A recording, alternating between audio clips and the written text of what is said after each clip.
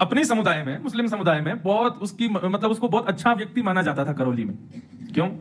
हृदय का बड़ा अच्छा था, रोज अपनी नमाज पढ़ता था समय से, और अपना कलमा आदि जो भी वो करते हैं सब करता था।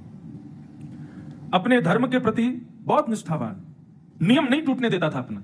नमाज इतने बजे करनी है तो करनी है, उसको इतने बजे वो कलमा आदि करना है, अपने मस्जिद जाना है, वो जाता ही था समय से। और डाकिया था, पोस्टमैन था, तो डाकघर में काम करता था, और चिट्ठियां जहां जहां की आती थी उन्होंने चिट्ठियों को उन्होंने स्थानों पर वितरित करने जाता था। एक दिन चिट्ठियों के मध्य में एक चिट्ठी थी श्री मदन मोहन जी की।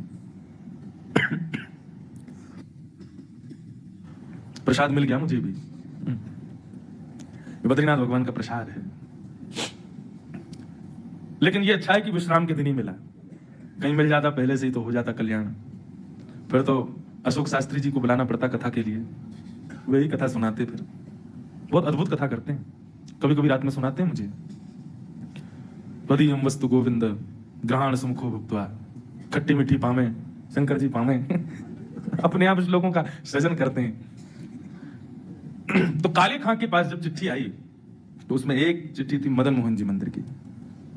गए सब जगह वितरण करते हुए, जैसी देखा सीढ़ी चढ़ के ऊपर मदन मोहन जी का मंदिर, तो बोले कि मैं तो डाकिया हूं और ये मेरे नहीं तो हिंदुओं के खुदा हैं, मैं जाने में क्या दिक्कत है। ऊपर चढ़ करके गए और जाकर के जो द्वारपाल था उस द्वारपाल को ही चिट्ठी दे दी उन्होंने, और कहा ये मंदिर की चिट्ठी आई है मदन मोहन जी की, तो जो भी मदन मोहन जी हो उनको दे देना। उसको क्या पता थी मदन मोहन जी साक्षात ठाकुर जी। बोले मदन मोहन जी की चिट्ठी आई है उनको दे देना। उसने कहा ठीक है। अब वो बाकी की चिट्ठियां अपनी रख रहे थे, इतने में द्वारपाल ने दरवाजा खोल के भीतर प्रवेश किया, और यहां चिट्ठी रखते हुए उन्होंने केवल दृष्टि उठा करके उस हल्की से खुली हुई किवाड़ से भीतर ठाकुर जी के उस त्रिभंग ललित स्वरूप को देख लिया। और जैसे ही वो स्वरूप देखा, एक क्षण के लिए वो स्वरूप देखा, और इतने में ही दरवाजा बंद कर दिया अंदर से द्वारपाल ने। अब तो ऐसी स्थिति मनस्थिति काले खां की हो गई। वो सीढ़ियों से ऊपर से नीचे उतरने में 5 बार लड़खड़ा गए, और बार बार पीछे मुड़कर के देखें ये कौन था भीतर। ये ऐसे वंशी हाथ में लिए, त्रिभंग अपने दोनों पैरों को मोड़े हुए, मुकुट टेढ़ा सा धरे हुए, ये स्वरूप किसका है, ये कौन है। अब तो काले खां की ऐसी स्थिति हो गई कि वो नमाज पढ़ने जावे तो उसको ठाकुर जी दिखे, वो मस्जिद में अपने खुदा को वंदन करने जावे तो वहां उसको ठाकुर जी दिखाई दे। अपने घर लौट करके आवे और खिड़की पर बैठे बैठे मदन मोहन जी के मंदिर को ही देखते रहते। बोले वो कौन है जो भीतर बैठा है। अब तो ऐसी स्थिति हो गई काले खां की कि अब रहा नहीं जा रहा बिना देखे। 1 दिन 2 दिन 3 दिन निकल गए, लेकिन 3 दिन में जब ऐसी स्थिति हो गई कि जैसे बिना श्वास के मानव हो जाता है, बिना जल के हमारा गला हो जाता है, ऐसी ऐसी उनकी स्थिति हो गई काले खां की। अब तो काले खां ऐसा करने लगे, झूठी झूठी मदन मोहन जी की चिट्ठियां खुद बनाने लगे, ताकि इस बहाने जाऊंगा तुझसे, और लेकर के जाते और कपते हुए हाथों से उस द्वारपाल को देते, बोले ये मदन मोहन जी की चिट्ठी आई है उनको दे देना। अच्छा सुनो, वो उस दिन जब तुम भीतर जा रहे थे, तुमने थोड़ी सी किवाड़ खोली थी, तो भीतर एक वो टेढ़ी सी टांग करके और ऐसे बंशी हाथ में लिए, वो टेढ़ा सा सिर करके एक मुझे कुछ दिखा था, वो कौन है। बोले वो हमारे ठाकुर जी हैं, वही मदन मोहन जी। बोले वही मदन मोहन है। बोले हाँ। अच्छा ठीक है, चिट्ठी दे देना। द्वारपाल बोला हाँ मैं दे दूंगा। बोले अभी दे आओ ना भीतर। बोले अरे अभी कुछ सेवा चल रही है, बाद में दे दूंगा। बोले 2 मिनट लगेगा, दे के आ जाओ ना। उनको ये प्रलोभन था कि भीतर जाएगा, गेट खुलेगा तो मुझे दिख तो ही जाएंगे। लेकिन द्वारपाल नहीं गया। ऐसा विरह प्रदान किया काले खां को ठाकुर जी ने। अब तो वो ना तो नमाज पढ़ पाते हैं, ना अपना कलमा कर पाते हैं, ना मस्जिद में जाकर के अपने खुदा का वंदन कर पाते हैं, कुछ नहीं कर पाते। अब तो बस दिन रात वही स्वरूप, वही झांकी उनके मन में चलती है। काले खां कहते हैं, क्या कहते हैं, लगन जो लागे नाथ, लगन जो लागे नाथ, ताको विस्तार कहा, भूख प्यास नेत्रा कछु, बादत नहीं सांवरे। लगन जो लागे नाथ, ताको विस्तार कहा, भूख प्यास नेत्रा कछु, बादत नहीं सांवरे। भोजन छोड़ दिया ठाकुर जी की स्मृति।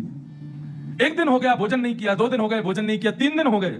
अब तो ना अपने दफ्तर जाते हैं, ना कलमा कुरान करने जाते हैं, केवल अपने घर की खिड़की पर बैठे बैठे श्री मदन मोहन जी के जो सुंदर मंदिर का ऊपर बुर्ज है, केवल उसी का दर्शन करते रहते हैं।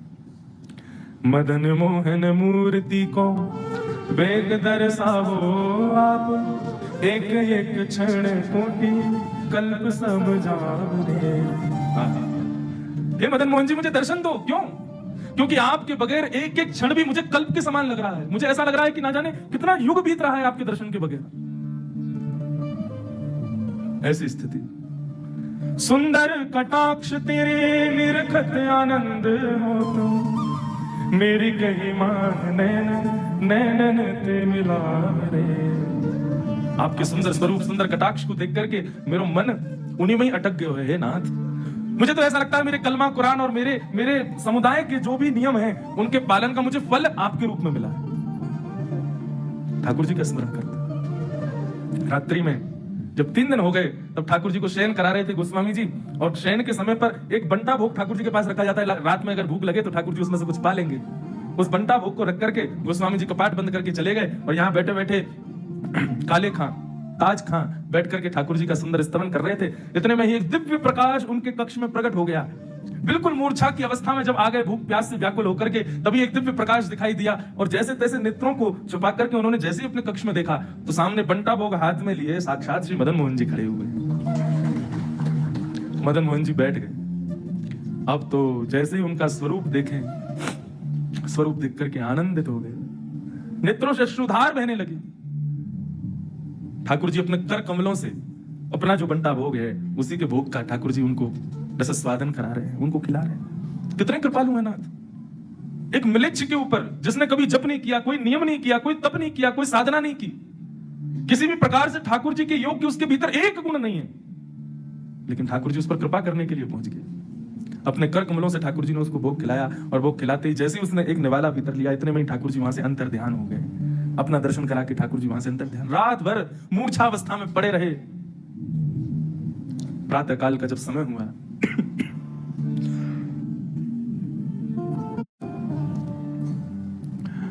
सुबह का जब समय हुआ, गोस्वामियों ने ठाकुर जी को उत्थापन करके जैसे ही सब सामग्री देखी तो वहां पर बंटा भोग नहीं था। पूरे मंदिर में हल्ला मच गया, ठाकुर जी का भोग कहां गया? सोने के पात्र में, सोने के बंटा भोग में ठाकुर जी की प्रसादी रखी जाती है, कौन ले गया? अरे चोरी हो गई, चोरी हो गई। पूरे करौली में हल्ला मच गया।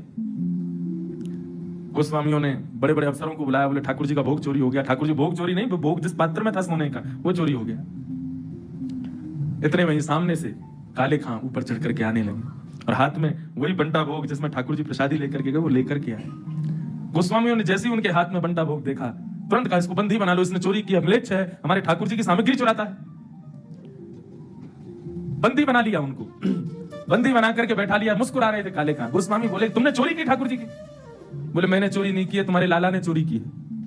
बोले हमारे लाला ने? हाँ, तुम्हारे मदन मोहन जी ने चोरी की है, मेरे चित्त की चोरी की है, मेरे धर्म की चोरी कर ली, मेरे नियमों की चोरी कर ली। मैं अपने कुल खानदान में व्यवस्थित था, मेरा सब कुछ हरण कर लिया इसने, तुम्हारे टेढ़ी टांग वाले ने, इसने चोरी की। और ये रही बात बंटा भोग, 3 दिन से भोजन नहीं कर रहा था क्योंकि इनका दर्शन नहीं हुआ था मुझे, तो रात्रि में अपना बंटा भोग लेकर के आए मुझे पवाने के लिए। बंदी बनने को तैयार हूं, लेकिन शर्त एक है, कारागृह के रूप में मदन मोहन जी का मंदिर चाहिए मुझे, यहीं पर बंदी बन के रहूंगा ताकि इनको निहारता रहूं। दरस को भिखारी काले ताकि प्रभु अरज सुनो, नंद के दुलारे यार जाकर हम राखिए। दरस को भिखारी काले हमारी अरज सुनो, नंद के दुलारे यार जाकर हमें राखिए। हमें अपने मंदिर में चाकरी दे दो। कैसे कृपालु है नाथ, उस काले खां पे कृपा की। ऐसे ही ताज खान हुए, काले खान हुए, ये सब मदन मोहन जी के शिष्य हुए। कितने कृपालु हैं नाथ, विचार करो। कंबा दयालुम शरणम प्रजेम। हम विगत 7 दिनों से यहां बद्रिकाश्रम में रह रहे हैं, ये ठाकुर जी की अनुकंपा है, ये कृपा है हमारे ऊपर। नहीं तो ये मानवों के लिए स्थान नहीं है, ये देवताओं का स्थान है। लेकिन फिर भी 6 महीने के लिए ठाकुर जी हम सबको अनुमति देते हैं यहां आने की। 2 वर्ष से नहीं दी थी किसी को भी अनुमति, केवल आप लोग ही ठाकुर जी का मुखोल्लास कर रहे थे। लेकिन ये कृपा नहीं है तो क्या है, बहुत कृपालु है ठाकुर जी। और जिनको ठाकुर जी की कथा श्रवण का सौभाग्य है, जिनको ठाकुर जी की सेवा का सौभाग्य है, ठाकुर जी के प्रिय संत जनों के मिलन का सौभाग्य है, उनको तो नित्य आनंद मनाना चाहिए। कितने प्रसन्न है ठाकुर जी हमसे, जो हमको ये सब दे रखा है। बड़े कृपालु। तो जो अविज्ञ है, अनविज्ञ नहीं है, जिन्होंने पूतना के रूप को पहचान लिया, आगासुर, बकासुर, धेनुकासुर जितने आए सबको पहचान गए।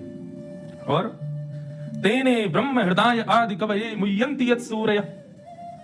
ब्रह्मा बालकों का हरण करके चले गए थे, भगवान के ग्वाल बालों का।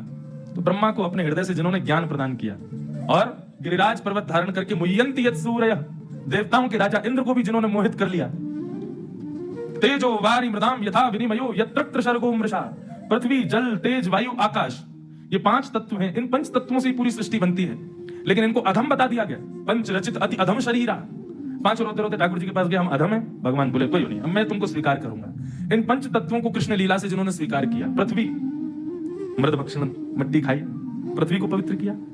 अग्नि, 2 बार अग्नि दावाग्नि का पान किया ठाकुर जी ने वृंदावन में, अग्नि को पवित्र किया। वायु, तृणावर्त आया था, तृणावर्त था, हाँ तृणावर्त, वो बवंडर के रूप में आया था, उसको मारने के लिए गए, वायु को पवित्र किया।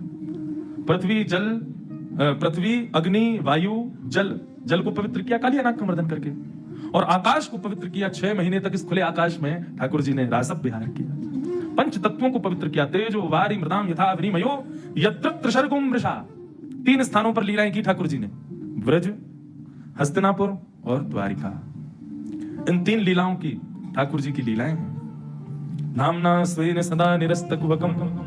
अपने धाम को प्रस्थान करने से पूर्व उद्धव को ज्ञान उपदेश दिया और क्या कहा, बोले उद्धव अब इस ज्ञान को लेकर के तुम कहां जाओ, बद्रिकाश्रम जाओ, बद्रीनाथ चले जाओ और वहां जाकर के मेरे दिए गए इस ज्ञान का मनन चिंतन करना। श्री उद्धव जी महाराज यहां आ गए।